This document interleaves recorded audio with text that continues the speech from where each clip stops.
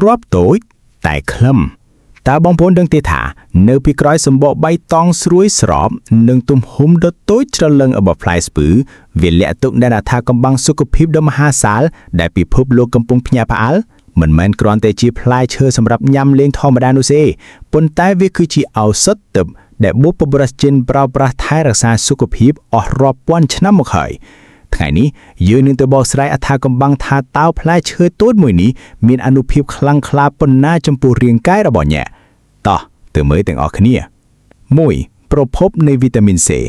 យើងតែងតែលើកគេនិយាយថាបើចង់បានវីតាមីន C ត្រូវញ៉ាំក្រូចប៉ុន្តែការពិតទៅផ្លែស្ពឺស្រស់មានផ្ទុកវីតាមីន C ច្រើនជាងផ្លែក្រូចដល់ទៅ20ដងឯណោះ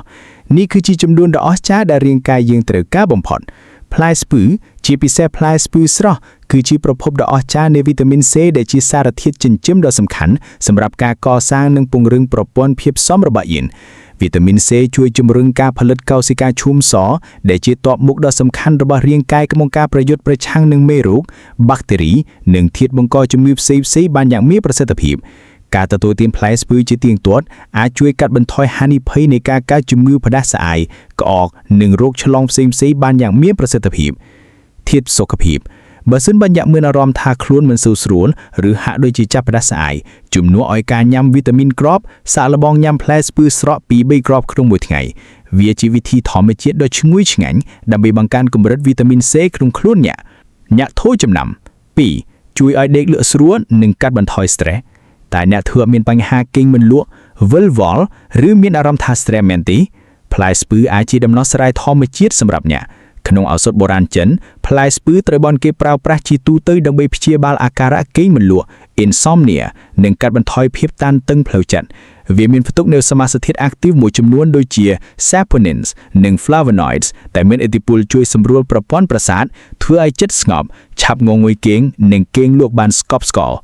tip សម្រាប់ដំណេកមុនពេលចូលគេងប្រហែល1ម៉ោងសូមសាកល្បងញ៉ាំផ្លែស្ពឺស្ងាត់2ទៅ3គ្រាប់ឬឆុងតែស្ពឺស្ងាត់ផឹកវាជួយឲ្យអារម្មណ៍ធូរស្រាលនិងត្រៀមខ្លួនសម្រាប់ដំណេកដ៏ស្កប់ស្កល់មួយ3មិត្តល្អបំផុតរបស់ពោះវៀនផ្លែស្ពឺសម្បូរទៅដោយជាតិសរសៃ dietary fiber ដែលជាសារធាតុចាំបាច់សម្រាប់សុខភាពប្រព័ន្ធរំលាយអាហារជាតិសរសៃទាំងនេះជួយបន្ទន់លាមកធ្វើឲ្យវាងាយនឹងការបញ្ចេញចោលនិងទប់ស្កាត់បញ្ហាទល់លាមកលើសពីនេះជាតិសរសៃក្នុងផ្លែស្ពឺក៏ដើរតួយ៉ាងឥតអាហារសម្រាប់បាក់តេរីល្អៗក្នុងពោះវៀនដែលជួយរក្សាតុល្យភាពសុខភាពពោះវៀននិងជំរុញការរំលាយអាហារឲ្យកាន់តែមានប្រសិទ្ធភាព Tip សម្រាប់ពោះវៀនបើសិនបើអ្នកតែងតែជួបបញ្ហាទល់លាមកសូមបញ្ចូលផ្លែស្ពឺទៅក្នុងរបបអាហារប្រចាំថ្ងៃរបស់អ្នកវាជាវិធីធម្មជាតិដ៏ឈ្ងុយឆ្ងាញ់ដើម្បីគាំទ្រសុខភាពប្រព័ន្ធរំលាយអាហាររបស់អ្នកឲ្យដំណើរការយ៉ាងរលឿនអ្នកធូរចំណាំ4ពង្រឹងគ្រោងឆាំងនិងការពារជំងឺពុកឆាំងទោះបីជាមានទំហំតូចក៏ពិតមែនតែផ្លែស្ពឺក៏ជាប្រភពនៃសារធាតុរ៉ែសំខាន់ៗដូចជាកាល់ស្យូម ផូស្វ័រនិងម៉ង់ហ្គាណេសដែលសុទ្ធតែចាំបាច់សម្រាប់សុខភាពឆ្អឹងសារធាតុរ៉ែទាំង3នេះរួមគ្នាជួយបង្កើនដង់ស៊ីតេឆ្អឹងពង្រឹងឆ្អឹងឲ្យរឹងមាំនិងកាត់បន្ថយហានិភ័យនៃជំងឺពុកឆ្អឹងជាពិសេសនៅពេលដែលយើងមានវ័យចំណាស់ Tip សម្រាប់ឆ្អឹងសម្រាប់បងប្អូនដែលព្រួយបារម្ភពីសុខភាពឆ្អឹងឬមានវ័យចាប់ផ្ដើមចាក់ក្រៅពីការញ៉ាំដាស់ទឹកគោនិងហាត់ប្រាណគួរពិនិត្យបន្ថែមផ្លែស្ពឺទៅក្នុងរបបអាហារដើម្បីទទួលបានសារធាតុចិញ្ចឹមចាំបាច់សម្រាប់ឆ្អឹងអត្ថប្រយោជន៍ដ៏គួរឲ្យចាប់អារម្មណ៍មួយទៀតរបស់ផ្លែស្ពឺគឺសមត្ថភាពរបស់វាក្នុងការថែរក្សាសុខភាពស្បែកក្រៅពីវីតាមីន C ដែលជាសារធាតុប្រឆាំងអុកស៊ីតកម្មដ៏ខ្លាំងក្លាផ្លែស្ពឺក៏ផ្ទុកនូវសារធាតុប្រឆាំងអុកស៊ីតកម្មផ្សេងៗដូចជា flavonoids និង polyphenol ផងដែរសារធាតុទាំងនេះជួយប្រយុទ្ធប្រឆាំងនឹង radical សេរីដែលជាមូលហេតុធ្វើឲ្យស្បែកឆាប់ជ្រាបជ្រួញស្រអាប់និងខូចខាតការញ៉ាំផ្លែស្ពឺជាទៀងទាត់អាចជួយថែបំពន់ស្បែកពីខាងក្នុងធ្វើឲ្យស្បែកភ្លឺថ្លាក្មេងជាងវ័យនិងមានសុខភាពល្អ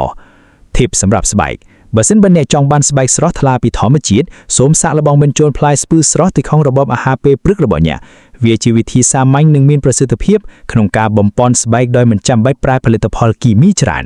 ថាមពលសម្រាប់បេះដូងនិងគ្រប់គ្រងសម្ពាធឈាមផ្លែស្ពឺក៏មានអត្ថប្រយោជន៍ច្រើនសម្រាប់សុខភាពបេះដូងផងដែរវាមានផ្ទុកនៃប៉ូតាស្យូមខ្ពស់ដែលជាសារធាតុរ៉ែសំខាន់ជួយគ្រប់គ្រងតុល្យភាពជាតិទឹកក្នុងរាងកាយនិងរក្សាសម្ពាធឈាមឲ្យមានលំនឹង ការទទួលទានប៉ូតាស្យូមគ្រប់គ្រាន់ជួយកាត់បន្ថយសម្ពាធឈាមខ្ពស់ដែលជាកត្តាហានិភ័យចម្បងនៃជំងឺបេះដូងនិងដាច់ស្រស័យឈាមខួរក្បាលលើសពីនេះជាតិសរសៃក្នុងផ្លែស្ពឺក៏ជួយកាត់បន្ថយកម្រិតកូលេស្តេរ៉ុលអាក្រក់ LDL ក្នុងឈាមដែលប្រកាសការកកស្ទះសរសៃឈាមផងដែរធៀបសម្រាប់បេះដូងសម្រាប់អ្នកដែលមានបញ្ហាសម្ពាធឈាមខ្ពស់ឬចង់ថែរក្សាសុខភាពបេះដូងសូមបញ្ចូលផ្លែស្ពឺទៅក្នុងរបបអាហារប្រចាំថ្ងៃរបស់អ្នកវាជាវិធីធម្មជាតិដ៏ឈ្ងុយឆ្ងាញ់ដើម្បីគាំទ្រសុខភាពបេះដូងរបស់អ្នករបៀបបរិភោគនិងការប្រុងប្រយ័ត្នបន្ទាប់ពីដឹងពីអត្ថប្រយោជន៍ដ៏អស្ចារ្យហើយតើបងប្អូនដឹងទេថាត្រីញ៉ាំផ្លែស្ពឺបែបណាទើបទទួលបានប្រសិទ្ធភាពខ្ពស់បំផុតនិងអ្នកណាខ្លះដែលគួរប្រុងប្រយ័ត្នរបៀបបរិភោគសម្រាប់សុខភាពញ៉ាំស្រស់ Fresh Jujube បើបងប្អូនចង់បានវីតាមីន C ខ្ពស់ដើម្បីពង្រឹងភាពស៊ាំនិងធ្វើឲ្យស្បែកស្អាតការញ៉ាំផ្លែស្ពឺស្រស់គឺជាជម្រើសលេខ1រសជាតិផ្អែមស្រួយរបស់វាគឺជាអាហារសម្រានប្រចាំថ្ងៃបំផុតញ៉ាំស្ងាត់ឬឆុងជាតា Dry Jujube Tea សម្រាប់អ្នកដែលចង់ដោះស្រាយបញ្ហាគេងមិនលក់ឬសម្រួលប្រព័ន្ធប្រសាទការប្រើប្រាស់ផ្លែស្ពឺស្ងាត់មានប្រសិទ្ធភាពជាងបងប្អូនអាចយកផ្លែស្ពឺស្ងាត់2ទៅ3គ្រាប់ឆុងជាមួយនឹងទឹកក្តៅអាចថែមគ្រាប់ស៊ុបហេជូជូឬផ្កាចំការ2ទុកចោល10នាទីរួចផឹកមុនពេលចូលគេងចម្អិនជាអាហារក្នុងមុខអាហារសុខភាពបងប្អូនអាចដាក់ផ្លែស្ពឺក្នុងស៊ុបមាន់ឬខគោដើម្បីបង្កើនរសជាតិផ្អែមធម្មជាតិនិងជួយបំប៉នឈាមការប្រុងប្រយ័ត្នទោះបីជាវាមានប្រយោជន៍ខ្លាំងក៏ពិតមែនតែអ្វីដែលច្រើនពេកគឺមិនល្អឡើយនេះគឺជាចំណុចដែលបងប្អូនត្រូវចងចាំ